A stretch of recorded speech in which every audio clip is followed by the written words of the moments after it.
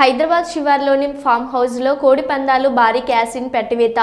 Form హౌస్పై దాడి చేసిన 64 మందిని పట్టుకున్న రాజేంద్ర నగర్ డీసీపీ పార్టీ 30 లక్షల రూపాయల నగదు, 55 లగ్జరీ కార్లు సీజ్ చేసిన అధికారులు. 86 పందెం కోళ్లు, పెద్ద మొత్తంలో బెట్టింగ్ కాయిన్స్, పేకాట స్వాధీనం.